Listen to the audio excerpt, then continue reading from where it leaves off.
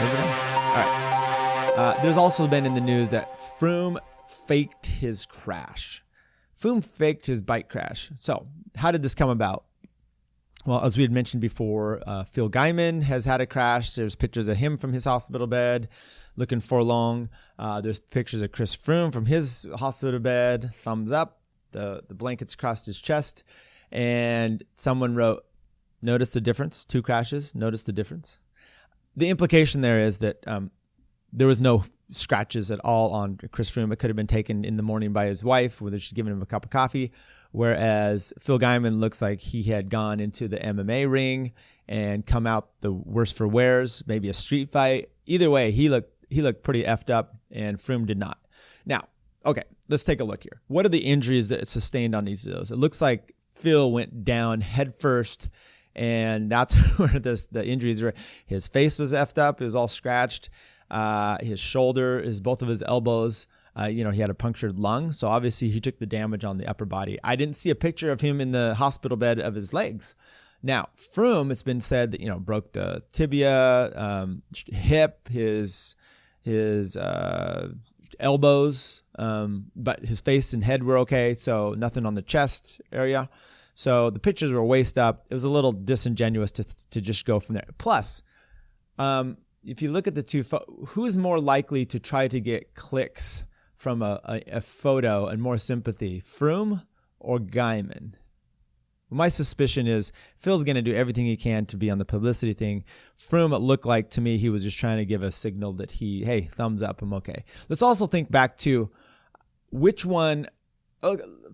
So the rumor here is that Chris Froome there was some backroom deal with Lapertier, the UCI president, formerly Coxon, that there was some issue with maybe that these guys concocted that Froome really did have a positive.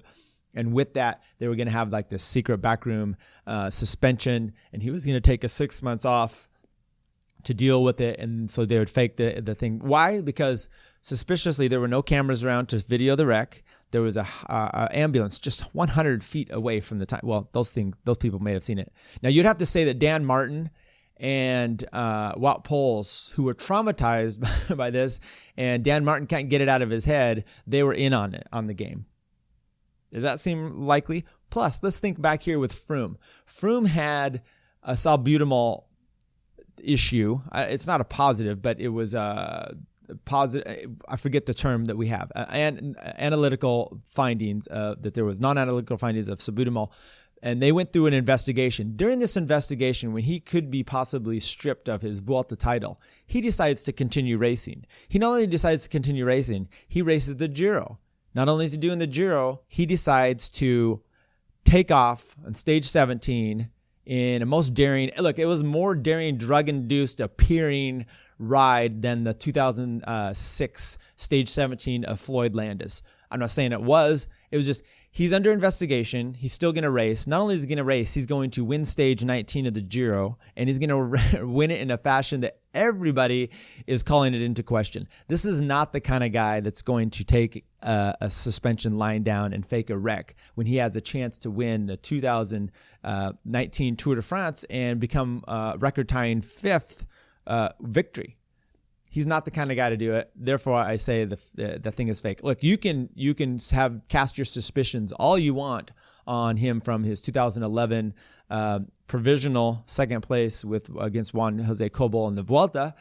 You can cast your doubt on his salbutamol issue. You can cast your doubt on his whether he's racing clean now or ever. Perfectly fine, but I don't think you can say that he faked his crash to avoid a drug suspension or a positive possible test. You can still test him at a competition. We know Phil Gaiman's still getting tested, as we relate there. If you're still in that system and you still want to be classified and you are going to be tested. So that's a BS type of theory, but it was spread. I saw the guy on Twitter that spread it. His Twitter handle is the Flat Earther. So what you will, and take that with a grain of salt. But maybe we're just tainted due to last year's Tour Norway with Paul Bernas of the CCC team before they had the merger. There was a wreck that happened. He happens upon it he's done riding. He's like, F this. It's not a crit. It's not like he gets a free lap. I mean, he's done riding.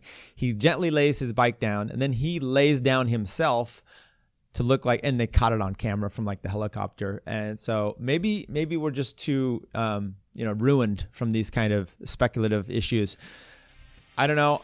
I say Froome wreck looks to be not fake. Phil Gaimon, his wreck seems to be not fake. Dumoulin, he's questionable for the Tour. Thomas is questionable for the Tour. Just made everything much more interesting.